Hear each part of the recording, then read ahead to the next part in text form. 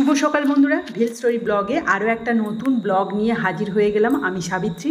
আর আজকে কিন্তু সকাল সকাল বসে পড়েছি বরের জামা কাপড় গোছানোর জন্য। এই সমস্ত জামা কাপড় অনেক দিন ধরে শোকেশের মধ্যে মোটামুটি গুঁজে রাখা ছিল, সেগুলোকে সব টেনে বের করলাম।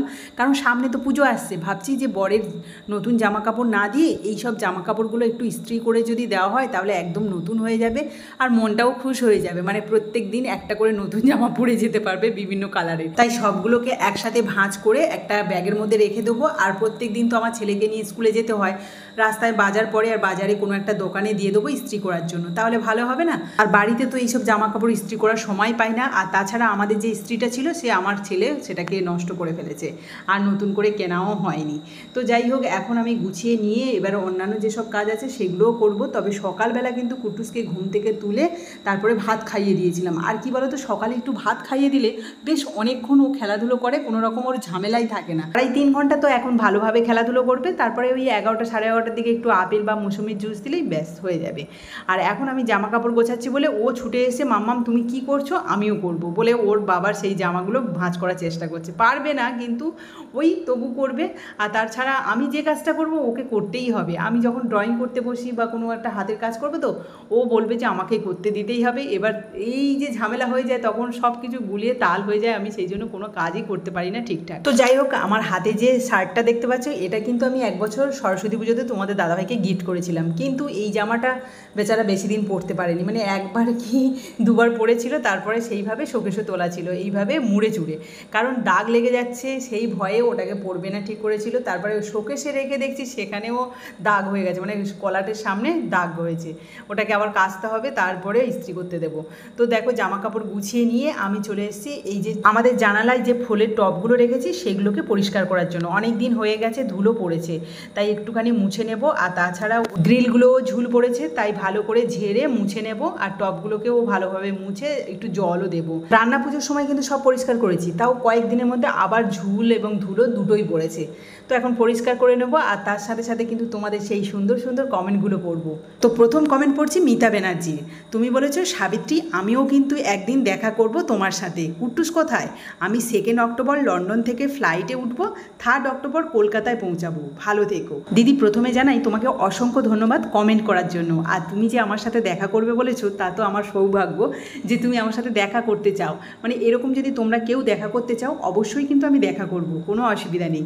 তোমরা সবাই আসতে পারো আমাদের বাড়িতে, যখন মন চাইবে চলে আসবে। আর কুট্টুসও ভালো আছে, ও এখন বাড়িতেই খেলাধুলো করছে। ওই যে স্কুল যায় আর বাড়িতে খেলাধুলো করে, আর কোথাও যায় না। এরপরে পড়ছি অপর্ণা মণ্ডলের কমেন্ট। তুমি বলেছো সত্যি তোমার তুলনা হয় না, তোমার শাশুড়ি মা খুব ভাগ্য করে তোমার মতো একটা মিষ্টি বৌমা পেয়েছে। খুব ভালো থেকো তুমি।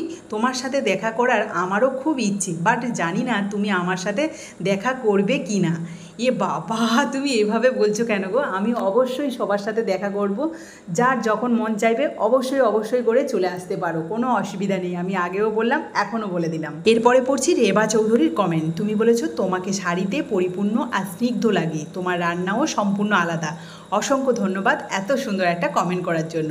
এরপরে পড়ছি পূর্ণিমা দাসের কমেন্ট। তুমি বলেছো তোমাদের মন্দিরের ছাদটা খুব তাড়াতাড়ি হয়ে যাক এই আশাই করি। তোমরা কত ভালো বৌদি, মিস্ত্রিদের জন্য তোমরা খাবার বানাও, এই জিনিসটা আমার খুব ভালো লাগলো। তুমি সারা জীবন খুব ভালো থেকো বৌদি, লাভ ইউ। এত সুন্দর একটা কমেন্ট করার জন্য তোমাকে অসংখ্য ধন্যবাদ। আর কি বলো তো, আমাদের বাড়িতে মিস্ত্রি কেন, যে কেউ আসলে তার জন্য, মানে কি তোমাদের দাদাভাই কেন, আমার শ্বশুর মশাই বা শাশুড়ি মা, আমি সবাই একটু চেষ্টা করি যেটুকু আছে সেইটুকু দেওয়ার। তো এটা সবার বাড়িতেই কম বেশি হয় মনে হয়, জানি না, তবে আমাদের বাড়িতে এটা হয়েই থাকে। এরপরে পড়ছি অঞ্জনাদির কমেন্ট। তুমি বলেছো তোমার এই ফিলিংসটা আমি ফিল করতে পারছি সাবিত্রী, কেননা আমিও 5 ইয়ার্স হোস্টেলে ছিলাম, তাই হোস্টেল লাইফ সব মোমেন্টগুলো খুব মিস করি। প্লাস ফ্রেন্ডদের সাথে আমরাও ফোনে যখন কথা বলি তখন শুধু হাসতেই থাকি, কথা কম হাসি বেশি। পুরনো সব কথাগুলো মনে করে হাসি কন্ট্রোল করতে পারি না। সত্যি স্কুল লাইফ আর কলেজ লাইফ হচ্ছে বেস্ট লাইফ। একদম ঠিক বলেছো, এটা সারা জীবন সবারই মনে হয়। ছোটোবেলায় এত ফিল করতে পারতাম না, কিন্তু বড় হয়ে যখন পড়াশোনা ছেড়ে দিয়েছি, যখন সংসার লাইফে এসেছি, তখন কিন্তু বেশি বেশি করে মিস করি ওই কলেজ লাইফ বা স্কুল লাইফটা। তো কী আর করা যাবে বলো, এখন তো সব মানুষেরই একইভাবেই যেতে হচ্ছে। তবে ওই যে পুরনো বন্ধুদের সাথে দেখা হলে না বেশ ভালো লাগে। কিন্তু তো চলো, এছাড়াও যারা আমাকে সুন্দর সুন্দর কমেন্ট করো তাদের নামগুলো আমি বলে নিচ্ছি। শিখা রয়, ইতি চৌধুরী, বকুল ব্যানার্জি, স্বপ্না হাজরা, লিপিকা দে, উর্মি কুকিং কলি পলি চক্রবর্তী, তোমরা তো প্রত্যেকেই আমাকে প্রতিদিনই কমেন্ট করো, বেশ সুন্দর সুন্দর, আমার ভীষণ ভালো লাগে। এইভাবে আমার পাশে থেকো আর আশীর্বাদ আর ভালোবাসা দিও যাতে আমি আরও এগিয়ে যেতে পারি। তো দেখো, তোমাদের সাথে কথা বলতে বলতে ওদিকে জানালাটা পরিষ্কার করে বিছানার বেডশিটটাও পাল্টে নিয়েছি। আর তারপরে এখানে কিন্তু আমি চলে এসেছি যে শোকেসটা নতুন বানিয়েছিলাম, মানে তাক মতো আর কি, 3টে তাক রয়েছে। এটাতে সমস্ত ওষুধপত্র টুকিটাকি জিনিস সব গুছিয়ে রেখেছিলাম, কিন্তু আমাদের কুট্টুসবাবু সমস্ত জিনিসটাকে এদিক ওদিক করে এত ছড়িয়েছে যে আজকে মনে হলো না, একটু পরিষ্কার করে নিই, আবার একটু সাজিয়ে নিই। কী বলো তো, এদিক ওদিক করে জিনিসগুলো পড়ে থাকলে ভালো লাগে না, আমার একটুও ভালো লাগে না, কিন্তু সময় পাই না বলে না গোছানোই হয় না। মানে ধরো দেখতে পাচ্ছি যে অগোছানো অবস্থায় রয়েছে, সেটা হয়তো 2-3 দিন পরে তবে গোছাতে পারছি, কিছু করার থাকে না গো। আর আজকে যেহেতু ছুটির দিন আছে সেই জন্য কিন্তু কাজগুলো করতে পারছি। আর ঘর দরটা যেহেতু পরিষ্কার করেছি, জামা কাপড় তো অনেক পরবেই, মানে বেডশিট টেডশিট সব চেঞ্জ করে এখানে 1 গামলা জামা কাপড় নিয়ে এসেছি, এগুলোকে কাচবো, তারপরে আবার অন্যান্য কাজে যাব। পরপর কিন্তু আমাকে এভাবে কাজ করেই যেতে হবে, সারা দিন যদি আমি কাজ করি তাও কিন্তু শেষ করতে পারবো না, এমনই কাজ আমার। তো এখন আমাকে ঝটপট করে এইসব জামা কাপড় কেচে রোদ্দুরে দিয়ে তারপর নেক্সট আর একটা কাজে যেতে হবে। এরপরে দেখো আমি চলে এসেছি রান্নাঘরে বেশ কিছুটা মাছ নিয়ে, আর আগের দিন ফ্রিজে যেসব মাছগুলো ছিল সেগুলোকেও বের করে নিয়েছি, আর আজকে যেগুলো ছিপে ধরেছে সেগুলোকেও নিয়ে নিয়েছি। মা বললো যে বড় সাইজের যেগুলো আছে পিস সেগুলো রেখে দাও মিস্ত্রিদের জন্য, আর ছোট সাইজগুলো ওগুলো রান্না হবে, সেইভাবে গুছিয়ে আমি রেখে দিচ্ছি। এরপরে যাব রান্নার দিকে। আজকে আর রান্নাবান্না শেয়ার করলাম না, সরাসরি চলে এসেছি এই দেখো কিছু হাতের কাজ করার জন্য। পুরনো কিছু বোতল গুছিয়ে রেখেছিলাম, সেগুলোকেই কাটিং করে কাজ করবো বলে বসে পড়েছি। আর এই কাজটা কিন্তু বেশ অনেক দিন করাই হচ্ছিল না, তাই আজকের ফাইনালি আমি আগে থেকে রেডি করে রেখেছিলাম, কাজ করবই। আর তাছাড়া মেঘলা ওয়েদার, বৃষ্টি হচ্ছে, রান্না করতেও যেতে পারিনি, টাইমটাও পেয়ে গেছি।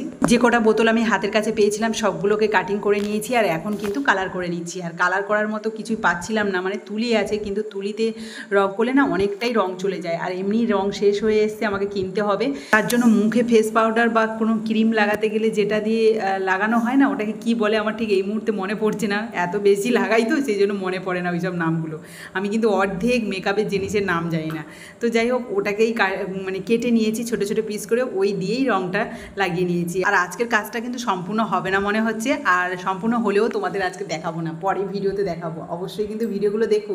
রাত প্রায় 8টা বাজতে যায়, মানে 20 মিনিট মতো বাকি আছে। আর একটু আগে মানে আধা ঘন্টা আগে আমি স্নান করেছি, ওই যে হাতের কাজগুলো করছিলাম ওইগুলো মোটামুটি কমপ্লিট করেছি, সেগুলো কিন্তু নেক্সট ভিডিওতে দেখাবো। আর তারপরে খিদে পেয়ে গেছে, এখনও খাওয়া হয়নি কিছু, একেবারে খেয়ে নেবো এই সন্ধ্যের সময় বলতে গেলে, মানে 8টা মানে বুঝতেই পারছো যে সন্ধ্যে।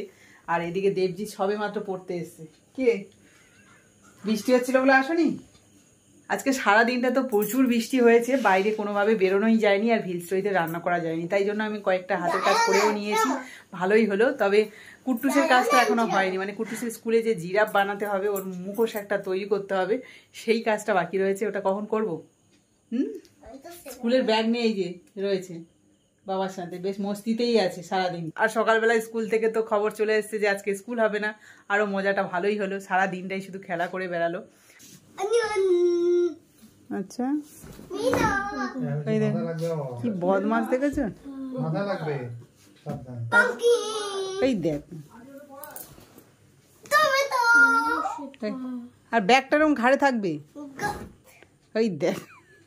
আর এই জামাটা সারা দিন পরে রয়েছে, সেই সকালবেলা পরিয়ে দিয়েছিলাম, তারপর স্নান করেও এই জামাটাই পরে থাকবে, ইয়েলো কালারটাই এত পছন্দ।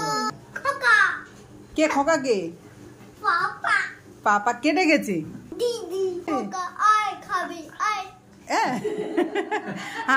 আর মাম্মাম তোকে কেমন করে ডাকে তোমাকে? তারপরে এরকম করে ডাকে।